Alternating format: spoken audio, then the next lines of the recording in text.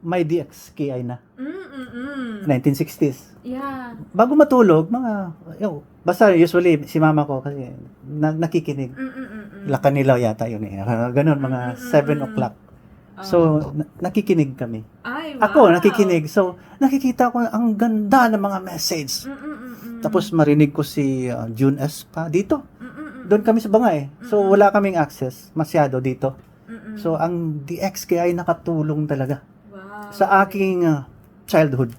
Wow. So, sabi ko, praise the Lord, mayroon palang ganito na media, 50 years ago, mayroon na pala. Wow. Oo, 60 years na, 6 na dekada. Yeah, 60 years. So, salamat naman sa mga katulad ko, nagpapasalamat, at saka yung mga taong na-bless ng station na ito. Ang galing ng mga missionary.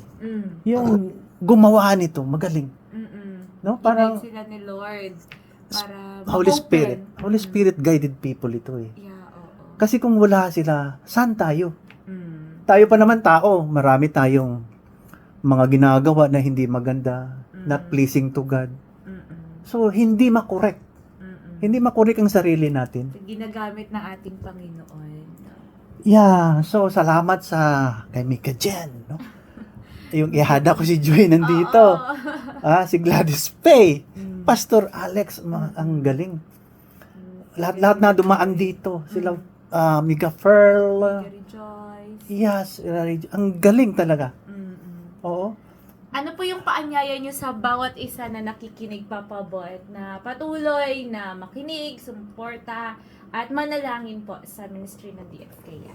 Number 1, prayers. I-invite mo talaga ang Holy Spirit to guide these people. Sa akin, kay Mika Jen, sa station at sa lahat na namumuno. Hanggang sa Amerika.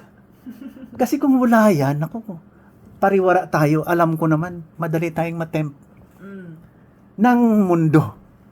Yeah. So, plus mga pastors natin, mga simbahan, lahat ng simbahan na nagtuturo ng maganda. So, all in all, praise God, mayroon tayong Panginoon. Si Jesus Christ, wala nang iba. Siya na. The first, the last, and the final. Yeah. Yeah. From the beginning until the end, di ba, Papa? Yeah, nandiyan na kasi, na may Holy Bible na eh. All we have to do is just read, humble down, or kneel, prayers, lumuhod tayo. Para akong maiyak. Oh, praise God. Iyakin talaga ako pag Biblia ba? Although noon, nakaranas din ako ng maraming mga hindi maganda sa Lord. Kasi nasa-challenge din tayo sa mundo. Pero pag in the long run na matapos na yung hangover ko, naiiyak ako. During my college of medicine, sabi ko, sobra na ito ah. Nakapag-asawa pa ako, sabi ko, sobra na itong mga bisyo na ito. Kaya nung na-realize ko, blessing upon blessings, dumaan sa buhay ko. Pumasa yung mga anak ko, nag-graduate sila. Hindi ko sukat akalain mangyayari yan sa buhay ko. Yung goodness at faithfulness ni Lord nag-overflow po. Kahit hindi natin deserve.